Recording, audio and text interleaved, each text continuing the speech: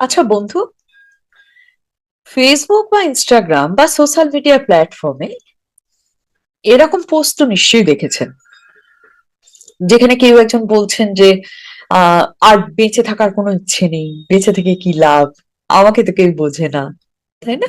এরকম টাইপের negative post আমরা কিন্তু দেখি। তো যখন এই নেগেটিভ পোস্ট গুলো আমরা দেখি, আমাদের মধ্যে দুরকম ভাবনার উদয় হয়। একদল মানুষ এটা ভাবেন যে আহারে, এই মানুষটার বড় কষ্ট, এর সাহায্য প্রয়োজন। আর একদল মানুষ কি ভাবেন বলুন তো, যিনি এই পোস্টটা করছেন তার বোধহয় এই ধরনের পোস্ট করার পেছনে সিম্প্যাথি পাওয়ার চাহিদা রয়েছে, অ্যাটেনশন পাওয়ার চাহিদা রয়েছে। সে তার দুঃখের জায়গাটাকে দেখিয়ে মানুষের মনোযোগ আকর্ষণ করতে চাইছে। কিন্তু বন্ধুরা, একজন নিউরোলিঙ্গুইস্টিক প্রোগ্রামিং স্পেশালিস্ট হিসেবে আমি আজকে আপনাদের কিছু গভীর সত্য সম্পর্কে পরিচয় ঘটাতে চাই। এই যে মানুষটি, যিনি বারবার নিজের কষ্টের কথা এইভাবে শেয়ার করছেন, এটা কিন্তু এনার ইচ্ছাকৃত নাও হতে পারে। যারা ঘন ঘন এই ধরনের পোস্ট শেয়ার করেন, অধিকাংশ ক্ষেত্রে দেখা যায় এটা কিন্তু তাদের ইচ্ছাকৃত নয়, বা তারা জেনে বুঝে নাটক করছেন না। তাদের নার্ভাস সিস্টেম বা স্নায়ুতন্ত্র তাদেরকে দিয়ে এই কাজটা করাচ্ছে। এবং এই যে কাজগুলোর ওপর তাদের নিজেদের সচেতন নিয়ন্ত্রণ পর্যন্ত নেই। বন্ধুরা, আজকের এই ভিডিওয় আমরা না মানব মনের সেই অন্ধকার গলিটা একবার ঘুরে দেখব। আমরা এটা জানবো কেন আমরা অনলাইনে নিজেদের ব্যক্তিগত দুঃখের কথা শেয়ার করে ফেলি। এটা কি আসলেই অ্যাটেনশন সিকিং, নাকি মস্তিষ্কের কোনো ভুল প্রোগ্রামিং? আমি অনুরোধ করব পুরো ভিডিওটাকে খুব মন দিয়ে দেখুন।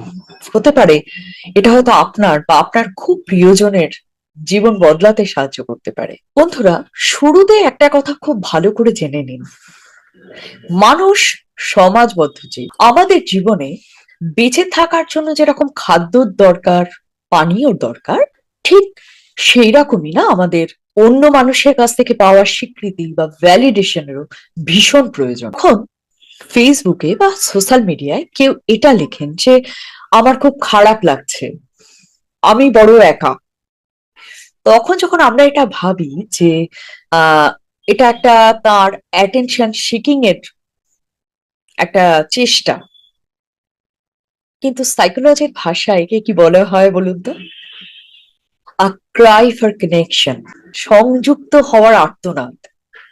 ভেবে দেখুন, সেই মানুষটি যখন তার নিজের কথা কাউকে বলতে পারছেন না, বা এমনও হতে পারে যে তার কথা শোনার মতো কেউ নেই, তখন তার সাবকনসিয়াস মাইন্ড তাকে পুশ করে এমন একটা জায়গায় যেতে যেখানে অনেক মানুষ আছেন। আর আজকের দিনে সেই জায়গাটা, ইয়েস, সোশ্যাল মিডিয়া। সেই ব্যক্তিটি যখন পোস্টটাকে শেয়ার করছেন, তার মাথায় কিন্তু কটা লাইক পাবো, কটা কমেন্ট পাবো, এই চিন্তা অধিকাংশ ক্ষেত্রেই থাকে না। সেই ব্যক্তি না শুধুমাত্র একটু এমপ্যাথি খুঁজছেন, সেই ব্যক্তি শুধু এইটুকু চাইছেন যে কেউ একজন তাকে এটা বলুক, আমি আছি তোমার পাশে। কিন্তু সমস্যাটা না তৈরি হয় অন্য জায়গায়। কখন জানেন? যখন এই পদ্ধতিটা অভ্যাসে পরিণত হয়ে যায়। দেখুন, নিউরোসায়েন্স বলে, ধরুন একটা জমিতে প্রচুর বড় বড় ঘাস রয়েছে, এবার সেখান দিয়ে তো কোনো যাওয়া আসা রাস্তা নেই। এবার সেই ঘাসগুলোকে, ঘাসের উপর দিয়ে হেঁটে হেঁটে যদি আমরা যাওয়ার চেষ্টা করি, তাহলে কি হবে? প্রথম দিন ঘাসগুলো যখন আমরা পা দিয়ে মাড়িয়ে বেরিয়ে গেলাম, তখন কিছু ঘাস ওখানে মারা গেল এবং একটা রাস্তার মতন ভাব তৈরি হলো। এবার আমরা যদি প্রতিদিন ওই রাস্তা দিয়ে হাঁটতে থাকি নিয়মিত, তাহলে কি হবে? কিছুদিন পরে কিন্তু একটা সুন্দর পায়ে চলা পথ সেখানে তৈরি হয়েই যাবে। এবার আমাদের মস্তিষ্কেও ঠিক ওই রকম প্যাটার্ন তৈরি হয়, যাকে আমরা বলি নিউরাল পাথওয়ে। কোনো মানুষ, মনে করুন ফেসবুকে একটা স্ট্যাটাস দিলেন যে আমি ভালো নেই, এবার ওই ঘটনাটা, ওই পোস্টটা দেখে 10 জন মানুষ এসে তাকে কমেন্ট করলেন, কেন ভাই এরকম কেন ভাবছো, আমরা তো সবাই আছি, আমরা তো বলি, তাই না? তো এরকম ধরনের কমেন্ট হয়তো তার পোস্টে এসে করলেন। সেটা যখন তিনি দেখলেন তখন তার ব্রেনে ডোপামিন নিঃসরিত হলো। ডোপামিনটা কি? একটা হ্যাপি হরমোন, যেটা আমাদের সাময়িক শান্তি দেয়। এবার ব্যাপারটা মেলান, তিনি পোস্ট করলেন, পোস্টের কমেন্ট বক্সে তাকে সমবেদনা জানানো হলো এবং ডোপামিন নিঃসরণ হলো। এবার ব্রেন এটা একটা সহজ সমীকরণ হিসাবে জিনিসটা শিখে নিল, মানে পোস্ট মানুষের ভালোবাসা ইজ ইকুয়াল টু শান্তি, রাইট? ব্যাস, প্রোগ্রামিং কিন্তু সেট। পরবর্তীতে কি হবে, সেই মানুষটা যখন কোনো কারণে একটু একাকিত্ব বোধ করবেন, কোনো কারণে একটু নার্ভাস বোধ করবেন, কোনো কারণে কারোর ওপর হয়তো একটু রেগে যাবেন, অটোমেটিক্যালি তার নার্ভাস সিস্টেম তাকে সিগন্যাল দেবে, যাও ফেসবুকে গিয়ে একটা স্ট্যাটাস দিয়ে দাও, তাহলেই তুমি আরাম পাবে। এটা অনেকটা নেশার মতো।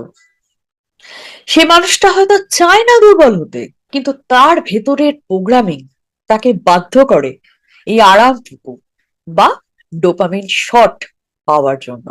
তাই যারা বারবার এরকম ধরনের দুঃখের স্ট্যাটাস দেন না, তাদেরকে জাজ করতে যাবেন না। শুধু জেনে রাখুন বন্ধুরা, এনাদের নিজেদের অজান্তেই এদের মস্তিষ্কের ভেতরে একটা লুপ তৈরি হয়ে গেছে, একটা ফাঁদ তৈরি হয়ে গেছে, যে ফাঁদ থেকে এনারা নিজেরা বেরোতেই পারছেন না।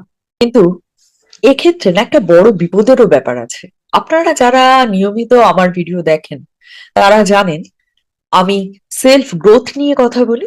এক্ষেত্রে সমস্যাটা কি জানেন?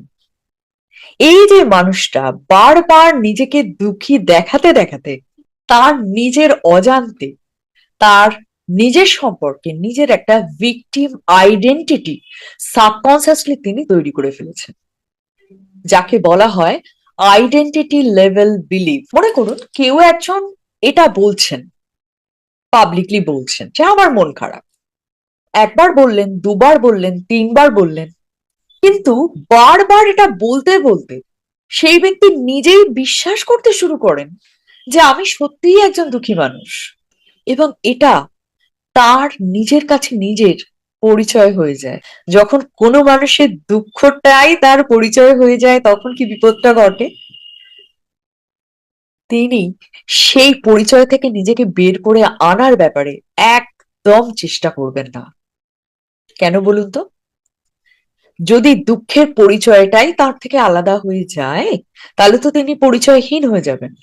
একেই আমরা বাংলায় বলি দুঃখ বিলাস। সোশ্যাল মিডিয়ায় এই যে দুঃখ বিলাস করা মানুষগুলো অ্যাকচুয়ালি নিজের মনে মনে একটা গল্প তৈরি করেন নিজের সম্পর্কে। আমি একটা ট্র্যাজিক হিরো বা হিরোইন, আর এই পৃথিবী আমাকে বারবার দুঃখ দেয়, কষ্ট দেয়, যন্ত্রণা দেয়, আঘাত দেয়।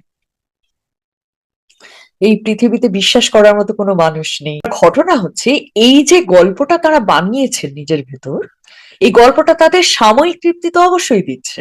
এই মানুষগুলোর প্রোডাক্টিভিটি, ফোকাস এবং মনের জোর, মানসিক শক্তি পুরোপুরি নষ্ট করে দেয়। এদের নেচার কি হয়ে যায় বলুন তো? এরা কখনো সমস্যার সমাধান খোঁজার চেষ্টাই করেন না, এনারা সমস্যাগুলোকে লালন পালন করতে পছন্দ করেন। প্রশ্ন হলো, এই সমস্যা থেকে বেরোবার উপায় কি? আপনার পরিচিত কোনো ব্যক্তি যদি এই সমস্যার মধ্যে পড়েন, আপনি কেমন ভাবে তাকে সাহায্য করবেন? আর আপনি যদি নিজেই এমন একজন ব্যক্তি হন বন্ধু, তাহলে পরের বার যখনই এরকম স্ট্যাটাস দিতে ইচ্ছে করবে, ফোনটাকে থামান, নিজেকে জিজ্ঞাসা করুন, এই যে আমি স্ট্যাটাসটা দিতে চাইছি, অ্যাকচুয়ালি আমি এটা দিয়ে কি চাইছি? আমি কি সমাধান চাইছি, নাকি মানুষের করুণা চাইছি? বন্ধুরা, অন্যের করুণা, অন্যের সহানুভূতি আপনাকে দুর্বল করে, আর সমস্যার সমাধান আপনাকে শক্তিশালী করে। দ্বিতীয়ত, ডিজিটাল নয়, বাস্তব জীবনের সম্পর্ক তৈরি করুন। সোশ্যাল মিডিয়ায় কোনো পোস্টে 100টা কমেন্টের থেকেও বাস্তব জীবনে একজন বন্ধু যদি কাঁধে হাতটা রাখে, হাতটা ধরে, বা আপনার পাশে এসে বসে, সেটা বিরাট বিরাট বড় মানসিক শান্তি আপনাদের জন্য। তাই ভার্চুয়াল জগতে সম্পর্ক তৈরি করা, ভার্চুয়াল জগতে খুব বেশি সময় কাটানোর থেকে নিজের চারপাশে তাকিয়ে দেখুন, সত্যিকারের বন্ধুত্ব তৈরি করার চেষ্টা করুন। আর হ্যাঁ, যখন খুব খারাপ লাগবে তখন ফেসবুকে স্ট্যাটাস না দিয়ে ডায়েরি পেন ব্যবহার করুন। আপনার ডায়েরি ফেসবুকে স্ট্যাটাস দিলে যত মানুষ যত মন দিয়ে শুনবে বা দেখবে বা বুঝবে বা রিয়াক্ট করবে, তার থেকে অনেক বেশি আন্তরিকতার সাথে আপনার ডায়েরি আপনার কথাগুলো শুনবে, গোপন রাখবে, আর তাকে নিশ্চিন্তে কথাগুলো বলে আপনি মানসিকভাবে শান্তি পাবেন। যারা এরকম পোস্ট দেখেন তাদেরও কিন্তু কিছু দায়িত্ব রয়েছে। শুধুমাত্র স্যাড রিয়াক্ট দিয়ে দায়িত্ব শেষ করবেন না। যদি সেই ব্যক্তি আপনাদের ফ্রেন্ড লিস্টে থাকে, অ্যাটলিস্ট তার ইনবক্সে তাকে একটা মেসেজ করুন, কেমন আছেন, আপনি কি কথা বলতে চান? যদি পরিচিতের মধ্যে কেউ হয়, ফোন করুন, ফোন করে কথা বলুন, অ্যাটলিস্ট তাকে এটা কমিউনিকেট করুন যে সেই ব্যক্তির অস্তিত্ব শুধু ফেসবুক পোস্টের উপরে নির্ভর করছে না।